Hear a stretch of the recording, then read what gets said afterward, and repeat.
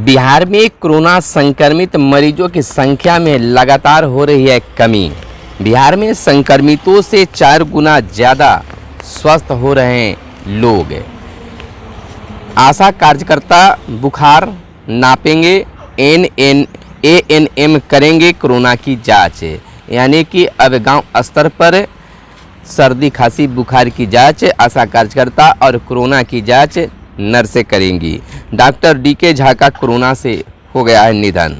पशु चिकित्सा कर्मी तैनात।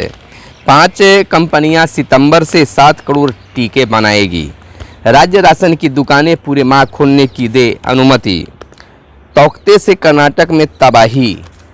नमस्कार, आप इस समय देख रहे हैं मगर और मैं आपके साथ हूँ सुनील बॉबी। सुबह सवेरे के खास कार्यक्रम में हम लेते हैं खबरों को अखबारों के पन्नों से। अखबारों में क्या छपा है और क्या खास आपको जानना जरूरी है, खास खबरों को चुनकर आपके लिए लेकर आते हैं।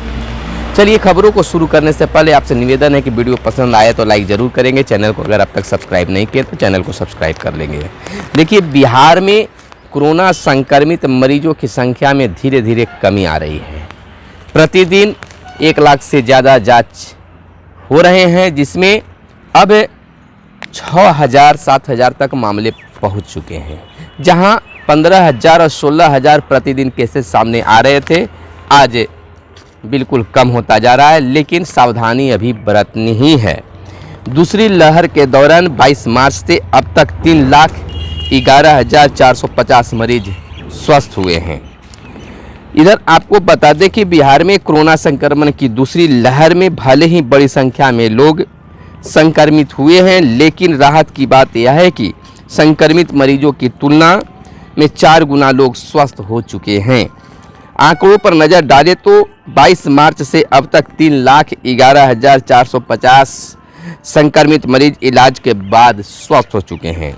वहीं राज्य में अभी कोरोना के सक्रिय संक्रमित मरीजों की संख्या 75,089 तक पहुंच गई है। जहां 1 लाख सक्रिय केस 1.5 लाख हुआ करते थे, अब 75,000 पर पहुंच गए हैं और काफ़ी बेहतर अब महसूस किया जा रहा है। लेकिन आज भी पटना में केसेस सबसे ज़्यादा मिल रहे हैं।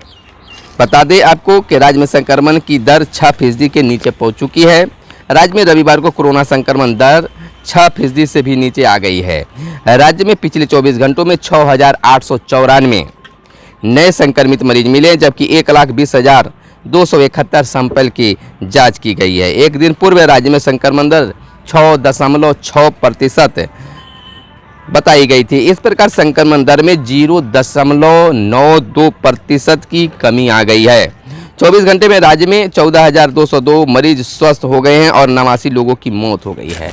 मौतों की आंकड़ा कम नहीं रही है, मौतों की आंकड़ा भी कम होनी चाहिए। हालांकि स्वस्थ होने वाले लोगों की भी संख्या काफ़ी बेहतर हो रही है, यानी रिकवरी रेट काफ़ी बेहतर है और अब संक्रमित मरीजों की भी संख्या में कमी आने लगी है। अगर बात कर लें कि किस जिले में कितना संक्रमित मरीज मिले, तो एक नज़र में आपको फटाफट में हम बता देते हैं। ऐसे पटना में सर्वाधिक 1,103 नए संक्रमित मरीज मिले हैं, जिसमें 24 घंटे में 1,202 नए संक्रमित मरीज मिले थे पिछले दिन पटना में।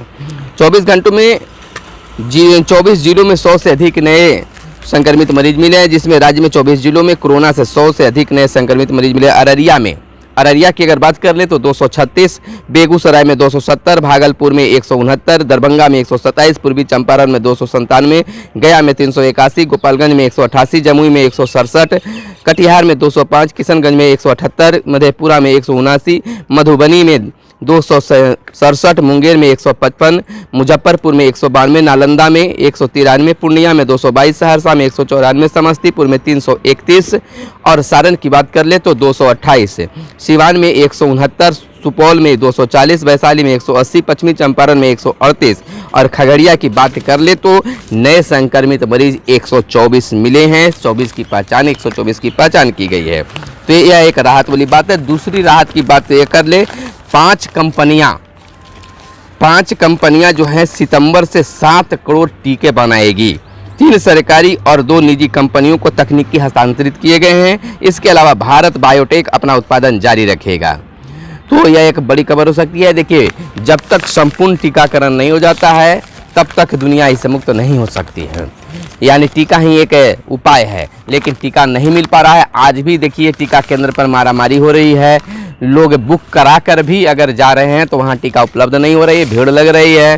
तो अगर टीका उपलब्ध होते हैं तो गांव-गांव स्तर पर भी टीका पड़ जाएगा और लोग बेहतर महसूस करना शुरू कर देंगे। राज्य राशन की दुकानें पूरे माह खोलने की अनुमति। केंद्र परामर्श, खाद्य एवं सार्वजनिक वितरण विभाग का परामर्श जारी है। लॉकडाउन से अनाज वितरण के समय में कमी आई है। अब देखिए एक बड़ी फैसला केंद्र सरकार के द्वारा लिया गया। आशा कार्यकर्ता जो है गाँव में जाकर गाँव में सर्दी खांसी बुखार का जायजा लेंगे, नापेंगे। एएनएम करेंगे कोरोना की जांच। बेहतर है सर्दी खांसी बुखार किसको है, देखभाल किया जाएगा कि क्या स्थिति है, रिपोर्ट सौंपेंगे। और वैसे व्यक्तियों चाहे अन्य व्यक्तियों को भी नर्सें जो हैं उनकी कोरोना की जांच करेंगी।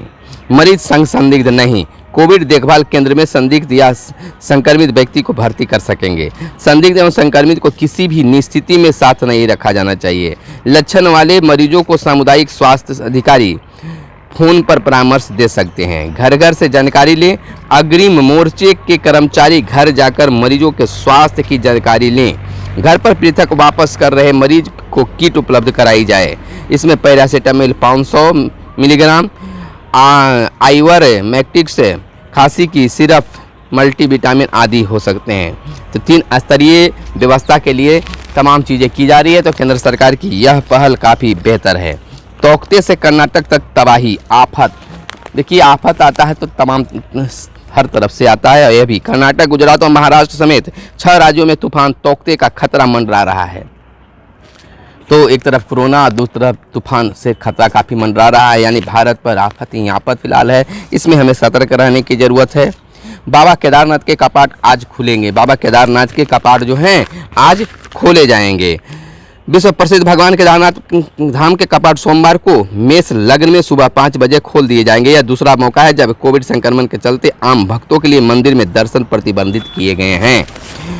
और इधर कहते कि पशु चिकित्सा कर्मी तैनात किए गए। कोरोना की दूसरी लहर से निपटने के लिए सशस्त्र बलों ने कोविड केंद्रों में पशु चिकित्सा कोर के डॉक्टर व कर्मियों की तैनाती की है। अफसरों ने बताया कि चिकित्सा देखभाल सेवा को मजबूत करने के उद्देश्य से ऐसा किया जा रहा है। तो लगातार सरकार जो है कोविड को लेकर प्रयासरत है, उसे निपटने के लिए, जंग जीतने के लिए तैयार है। लेकिन जंग जीतने का एक और मने साधन कर सकते हैं लोगों की सक्रियता, जागरूकता। लोग अगर जागरूक हो जाएं तो शीघ्र ही इस पर हम लोग कब्जा हासिल कर सकते हैं, जीत कर सकते हैं।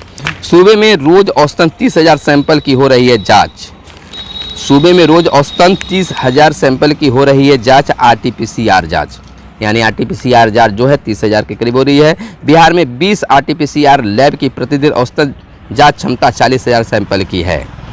गया में प्रतिदिन 1200 से अधिक हो रही है RT-PCR जांच। ऐसा देखिए RT-PCR जांच तेज़ी से अगर होगा तो समय पर रिपोर्ट मिलेगा, लेकिन अभी जो फिलहाल जो है 3 दिन 4 दिन हफ्ता दिन से भी पार लग जा रहे हैं। तो इसमें धीरे धीरे सुधार भी होगा।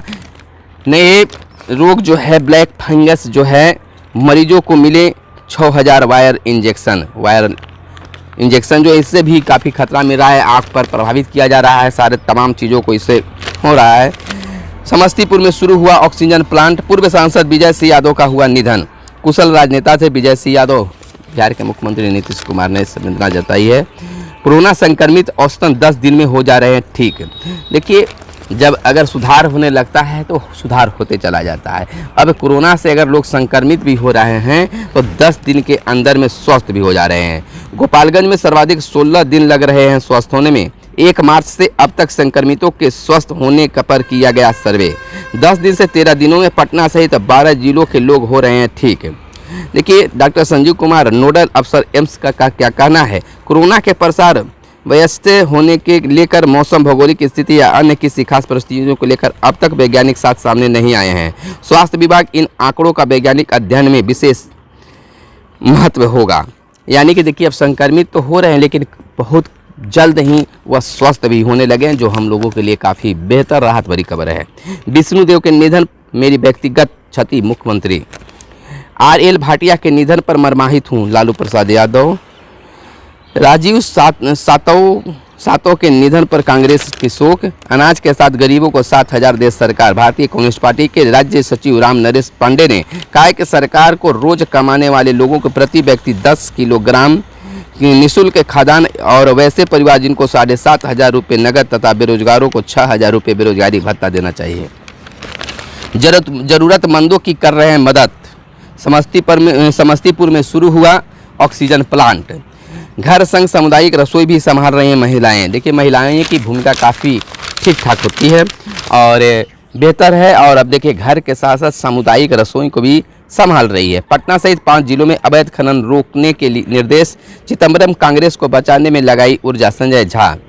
इधर देखिए, यूपी की नदियों की धार बिहार की ओर मोड़ने का हो रहा है प्रयास। पंचायतों को भेजे जाएंगे 771 करोड़। देखिए, राज्य के त्रिस्तरीय पंचायत संस्थाओं को शीघ्र ही 741 करोड़ भेजे जाएंगे। इस राशि को 70% हिस्सा ग्राम पंचायतों को, 20% पंचायत समितियां और 10% हिस्सा जिला परिषदों को दिए जाएंगे। इस राशि का उपयोग पंचायतों में विकास के विभिन्न कार्यों के अलावा कोरोना संक्रमण की रोकथाम के लिए उठाए गए कदमों पर की जाएगी। गाँव वालों के लिए हीरो बनकर आए 50 युवा। तेपरी गांव में 5,000 से अधिक की आबादी। अब तक मुश्किल से 40% लोगों में ही टीका लगाया जा चुका है। देखिए, टीका तो लगनी ही चाहिए, चाहे जो भी स्थिति बन जाए। टीका से बेहतरी कोई चीज़ नहीं है। कोरोना को मात देने के लिए टीका बहुत ही जरूरी है। तो फिलहाल हमारे साथ बने रहे। दीजिए इजाज़त। धन्यवाद। जय हिंद, जय भारत, वंदे मातरम।